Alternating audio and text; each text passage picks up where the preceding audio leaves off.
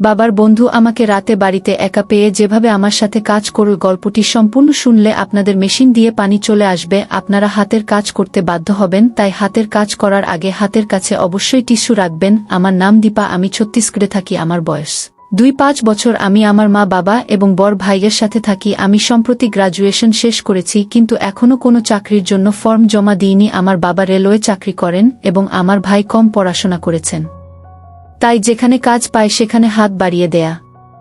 আমাদের জীবন ভালোই চলছিল, আমরা সবাই খুব খুশি ছিলাম, কিন্তু আমাদের সাথে এমন কিছু হতে চলেছে যা আমরা কখনো কল্পনাও করিনি। একদিন বাবার ট্রান্সফার কানপুরে হয়ে গেল, যার ফলে আমাদের বাড়ি ছেড়ে কানপুরে যেতে হলো।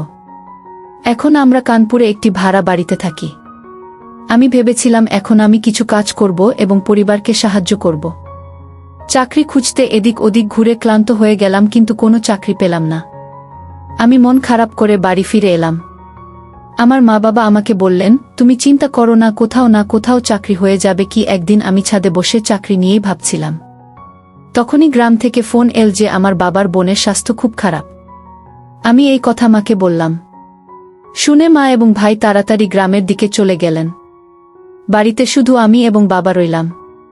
গ্রামে পৌঁছে মা ফোন করে বললেন যে তাকে সুস্থ হতে কমপক্ষে 2 দিন লাগবে। মা আমাকে বললেন যে আমি বাবার যত্ন নেই। আমার বাবা রোজ রাতে ঘুমানোর আগে মদ খান। মদ খেয়ে তিনি এমন হয়ে যান যে কিছুই বুঝতে পারেন না। কখনো কখনো প্রস্রাব তার প্যান্টেই হয়ে যায়, তাই তার যত্ন নিতে হয়। একদিন বাবা অফিস থেকে এসে বললেন যে কাল তার এক বন্ধু আসবে। আমি ভাবলাম যে বাবা এখন মদ খাওয়ার পরিকল্পনা করছেন। পরের দিন বাবা ছুটি পেয়েছিলেন। আমি এবং বাবা দুজনে খেয়ে ঘুমিয়ে পড়লাম। সকালে যখন আমি বাড়ির কাজ করছিলাম তখন দরজার বেল বাজল। দরজা খুলে দেখি 3-5 থেকে 4 বছর বয়সী একজন লোক দাঁড়িয়ে আছে। সে জিজ্ঞাসা করল, তুমি বিজয়ের মেয়ে? আমি বললাম হ্যাঁ। তারপর আমি জিজ্ঞাসা করলাম, আপনি কে? সে বলল, আমি তোমার বাবার বন্ধু। আমি ভাবলাম এটাই সেই লোক যার কথা বাবা গতকাল বলছিলেন। আমি তাকে স্বাগত জানালাম। তিনি বললেন, খুশি থাকো। তারপর আমি লক্ষ্য করলাম যে তিনি আমাকে একটু অন্যরকম ভাবে দেখছেন, বারবার আমার শরীরের দিকে তাকাচ্ছেন। আমি ভাবলাম যে তিনি হয়তো এমনিই দেখছেন, তাই আমি বেশি মনোযোগ দিলাম না। ঠিক তখনই বাবা এসে বললেন শাক্তমু। দুজনে গলা জড়িয়ে ধরলেন। তাদের দেখে আমারও ভালো লাগলো। বাবা আমাকে বললেন, দীপা চা বানিয়ে নিয়ে আসো। আমি চা বানাতে চলে গেলাম। তারা দুজনে কথা বলতে লাগলেন। চা বানিয়ে এনে দেখি দুজনে হাসছেন। আমি প্রথমে বাবাকে চা দিলাম, তারপর তার বন্ধুকে চা দিতে গিয়ে দেখলাম যে তিনি আবার আমার বুকের দিকে তাকাচ্ছেন। তারপর তিনি বললেন, বিজয় তোমার মেয়ে তো অনেক বড় হয়ে গেছে। তার বয়স কত? বাবা বললেন, তার বয়স 2-5 বছর। তার বন্ধু বললেন, শীঘ্রই তার বিয়ে দিয়ে দাও। কথা শুনে আমি একটু হেসে আমার ঘরে চলে গেলাম। সারাদিন বাবা এবং তার বন্ধু কথা বলতে থাকলেন। সন্ধ্যা হতে হতে আমি ভাবলাম যে আজ তারা দুজনে পার্টি করবেন। বাবা আমাকে বললেন, দীপা পেঁয়াজ কেটে এবং নমকিন এক প্লেটে নিয়ে আসো। ও আমি দেখলাম যে বাবা মদের বোতল বের করে তার সামনে রেখেছেন। তারা দুজনে টেবিলে বসে খাওয়া দাওয়া করতে লাগলেন। আমার ভয় হচ্ছিল যে বাবা বেশি মদ পান করবেন না তো। দুজনে মিলে ধীরে ধীরে পুরো বোতল শেষ করে ফেললেন। দুজনেই নেশা ছিলেন, কোনো কিছুর খেয়াল করছিলেন না। আমার বাবা তো রোজ পান করেন, তাই কোনোভাবে তাকে ঘরে নিয়ে গিয়ে শুয়ে দিলাম।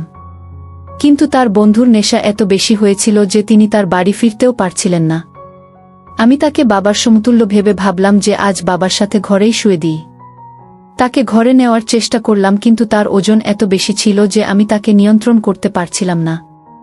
তিনি নিজের মধ্যে কিছু বকছিলেন। অনেক চেষ্টা করেও তিনি উঠতে পারছিলেন না।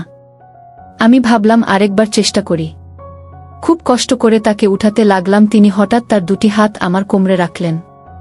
আমি ভাবলাম যে তিনি বেশি নেশায় আছেন, তাই এমন করছেন, কিন্তু তিনি ধীরে ধীরে তার হাত আমার পিছনে রেখে জোরে চাপ দিতে শুরু করলেন।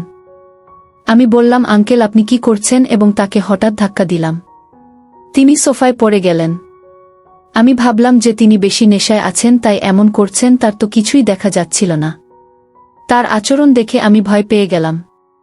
তাড়াতাড়ি তাকে সোফায় শুইয়ে দিলাম এবং একটি চাদর দিয়ে ঢেকে দিলাম। তারপর আমি আমার ঘরে গিয়ে ঘুমিয়ে পড়লাম। ঘুমানোর সময় আমি ভাবছিলাম যে আঙ্কেল বেশি নেশা ছিলেন, তাকে ধাক্কা দেওয়া উচিত হয়নি কি? তিনি তো আমার বাবার বয়সী। সকালে আমি তাড়াতাড়ি উঠে দেখলাম বাবা এবং তার বন্ধু দুজনেই ঘুমাচ্ছেন। চা বানিয়ে তাদের জাগালাম এবং চা খেতে দিলাম। দুজনের মেজাজ ফ্রেশ হয়ে গেল।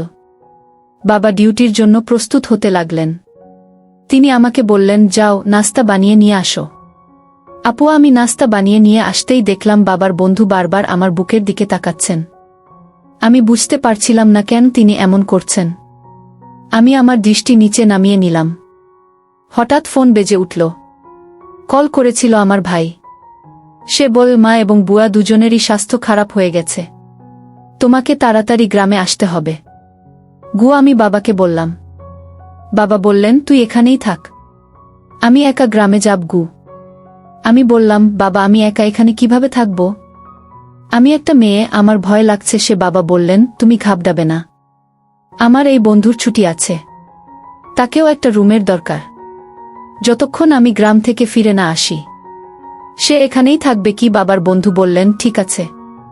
বাবা বললেন আমার কোনো রকমের সমস্যা যেন না হয়। আমার মেয়ের দিকে খেয়াল রাখবে কি? বাবার বন্ধু বললেন বিজয় তুমি ফিকির করো না, আমি তোমার মেয়েকে আমার মেয়ের মতো দেখভাল করব। বছরের পর বাবা গ্রামে চলে গেলেন। বাড়িতে শুধু আমি এবং বাবার বন্ধু রইলাম।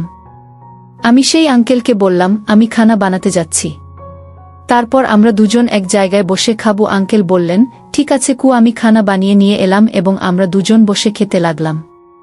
খাওয়ার সময় আঙ্কেল বারবার আমার দিকে তাকাচ্ছিলেন। তিনি বললেন দীপা বেটি তুমি খুব সুন্দর লাগছো ও আমি ধন্যবাদ দিলাম। তারপর আমি বললাম আঙ্কেল আপনি কাল রাতে অনেক বেশি মদ খেয়েছিলেন। তিনি হেসে বললেন দীপা আজ থেকে একটু কম খাবো। কিছুক্ষণ পর সন্ধ্যা হয়ে গেল। আঙ্কেল বললেন দীপা আমার জন্য এক প্লেটে পেঁয়াজ আর নমকিন নিয়ে আসো। আমি বুঝে গেলাম আঙ্কেল আবার মদ খাওয়ার মনস্থ করেছেন। বাবার মতোই এদেরও রোজ রাতে মদ খাওয়ার অভ্যাস হয়ে গেছে। আমি নমকিন আর পেঁয়াজ নিয়ে এসে দিলাম। আমি জিজ্ঞেস করলাম মদে এমন কি আছে যা আপনি রোজ খান? আঙ্কেল বললেন হ্যাঁ এটা খেতে খুব মজা লাগে। আমি বললাম সত্যি? তিনি বললেন দীপা একবার তুমিও এটা খেয়ে দেখো। আমি আগেই কয়েকবার বলেছিলাম আঙ্কেল না আমি মদ খাব না কিন্তু আঙ্কেল খুব জিদ করতে লাগলেন। শেষে আমি রাজি হয়ে গেলাম। আমি আর আঙ্কেল দুজন একসাথে বসে গেলাম। তিনি আমাকে এক গ্লাস মদ দিলেন এবং আমি খেয়ে নিলাম। মদ খেতেই আমার মাথা ঘুরতে লাগলো, আঙ্কেলও খেতে লাগলেন। এভাবে আমরা দুজন মিলে পুরো বোতল শেষ করে বসলাম। আমার মাথা ঘুরতে লাগলো, আমি ঠিকভাবে দাঁড়াতেও পারছিলাম না।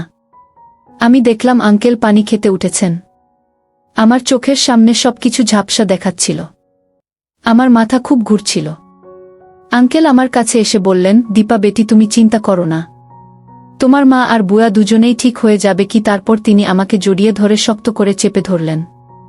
দুটো হাত আমার কোমরে রেখে বললেন বেটি তুমি নিশ্চিন্ত থাকো, আমি তোমার সাথে আছি। ও আমি নেশা ছিলাম তাই কোনো রকমে তার সাথে কথা বলতে পারছিলাম। এত বেশি নেশা ছিলাম যে ঠিকভাবে হাঁটতেও পারছিলাম না। আমি পড়ে গেলাম। আঙ্কেল আমাকে কাঁধে করে তুলে তার রুমে নিয়ে গিয়ে শুয়ে দিলেন।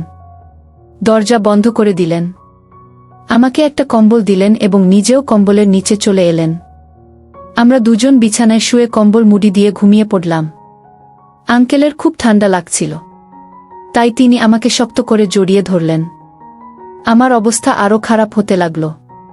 আমি বেশি নেশা ছিলাম এবং কিছু বুঝতে পারছিলাম না। তারপর কখন ঘুমিয়ে পড়লাম তা জানতেও পারলাম না। সকালে ঘুম থেকে উঠে দেখলাম আমার হাত পা খুব ব্যথা করছে। আমি দেখলাম আঙ্কেল আমার পাশেই ঘুমাচ্ছেন। তিনি সম্পূর্ণ কাপড় খুলে শুয়ে আছেন। আমি ভয়ে কেঁপে উঠলাম। তারপর দেখলাম আমারও অর্ধেক কাপড় খুলে গেছে। আমি আরও ঘাবড়ে গেলাম। বিছানা থেকে নামতেই আমার খুব জোরে ব্যথা হতে লাগল। পুরো শরীরে ব্যথা ছিল। আমি তাড়াতাড়ি কাপড় পরে হাঁটার চেষ্টা করলাম, কিন্তু ব্যথায় হাঁটতেও খুব কষ্ট হচ্ছিল। আমি বুঝে গেলাম রাতে আঙ্কেল আর আমার মধ্যে কিছু অন্যায় হয়েছে। আমি ভয়ে কাঁচতে লাগলাম এবং মনে মনে ভাবতে লাগলাম যদি পরিবারের লোকজন জানতে পারে তাহলে আমি কি করব। তারপর আমি তাড়াতাড়ি গোসল করে প্রস্তুত হয়ে গেলাম। বাইরে এসেই দেখলাম আঙ্কেল সেখানেই আছেন। তিনি আমাকে জিজ্ঞেস করলেন কাল রাতের মদ কেমন লাগলো, ঘুম কেমন হলো। আমি বললাম আমি মদ্যপান করে খুব বড় ভুল করে ফেলেছি। চাচা বললেন কিছুই হয়নি, আমি তো গত রাতে খুব মজা পেয়েছি। এটি আমার জীবনের সবচেয়ে বড় দিন ছিল, এমন দিন আর কখনো আসবে না। সত্যি আমি খুব ভালো লাগল। আমি সব বুঝে গেলাম। শুনে আমি আমার ঘরে চলে গেলাম। আধা ঘন্টা পর বাবা ফিরে এলেন। বাইরে আসার সাথে সাথেই বাবা বললেন মা এবং বোনের অবস্থা এখন ঠিক আছে। তারপর বাবা চাচাকে জিজ্ঞাসা করলেন আমার মেয়ে কি তোমাকে কোনো অসুবিধা দিয়েছে? চাচা হেসে বললেন না, দীপা তো খুব শান্ত ও সরল, সে আমাকে একদমই অসুবিধা দেয়নি। আমি সব বুঝে গেলাম। আমি আমার ঘরে চলে গেলাম। বাবার বন্ধুও তার বাড়ি চলে গেলেন। আমি বসে ভাবতে লাগলাম আমাকে কোনো অবস্থাতেই মদ্যপান করা উচিত ছিল না।